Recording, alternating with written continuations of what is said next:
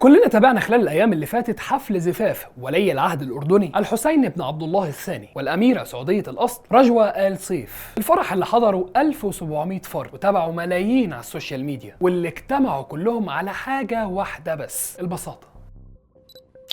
رواد مواقع التواصل الاجتماعي وصفوا العرس وملابس العروسه والمعازيم بالبساطه الشديده. بس تفتكروا هي دي الحقيقه، ولا الملابس والاجواء اللي انتوا شايفينها بسيطه دي متكلفه ملايين الدولارات؟ الاميره رجوة لبست خلال الزفاف فستانين، الاول من تصميم دار ازياء إلي صعب واللي استغرق تفصيله وانجازه 3 شهور وبيشتغل فيه 20 فرد، والفستان مشغول ب 6 كيلو جرام من اللؤلؤ والكريستال، وكان معاه تاج من الالماس من تصميم دار ألفريد للمجوهرات. ده غير فستانها الثاني اللي حضرت بيه حفل الاستقبال واللي اتصمم لها مخصوص من دار ازياء دولتشي اند جابانا الايطاليه. والفساتين يقدر سعرهم بمئات آلاف الدولارات. ده غير ان في لجان كتير جدا بتمر عليها كل فساتين المعازيم عشان يتوافق عليها، وده على عكس اللي اتقال على السوشيال ميديا تماما. الموضوع ملوش علاقه بالبساطه قد ما هو ليه علاقه بالمعايير والاحكام الواضحه. وبرضه على عكس ما اثار من مواقع التواصل الاجتماعي من كلام عن هدوء ورزانه واتيكيت الاميره والمعازيم، ولكن اللي اغلب الناس ما تعرفوش ان ده جزء من بروتوكولات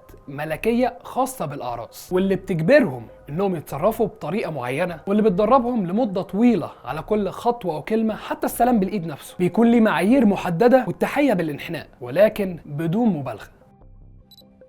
بدأ الحفل في استقبال الضيوف في قصر زهران بحضور 140 ضيف من المقربين لعقد القران، وبعد عقد القران اتحرك العروسين في عربية مرسيدس بنز 220 كابورليه، ودي سيارة نادرة جدا وسعرها غالي، واتحركوا في وسط موكب مكون من 20 سيارة رانج روفر و15 دراجة نارية، وده اللي بيسموه الموكب الأحمر. كل ده واحنا بنتكلم عن الزفاف الملكي الأردني. ما بالك بقى لو اتكلمنا عن الزفاف الملكي البريطاني، زفاف الامير هاري على الاميره ميغان ماركل، اللي برضه السوشيال ميديا وصفته هي وفستانها بالبساطه. لكن اللي ما تعرفوش ان فستان ميغان من اغلى فساتين العالم، سعره 180 الف دولار يا بلاش. وبرضه الملكه اليزابيث كانت بتشرف على كل تفصيله في العرس، ومحافظين على البروتوكولات بشكل كبير. والخلاصه ان لفظ بسيط مش معناه ابدا انه رخيص، ولفظ مهندم وهادي مش معناه ابدا ان ده سلوكه الاصلي. ولكن البساطه اللي بتظهر لك في المناسبات دي بتصرف عليها ملايين، والهدوء ده بيكون وراه ترتيبات ومختصين مهمين جدا علشان بس يبهروك. تعود انك ما تنبهرش بسهولة.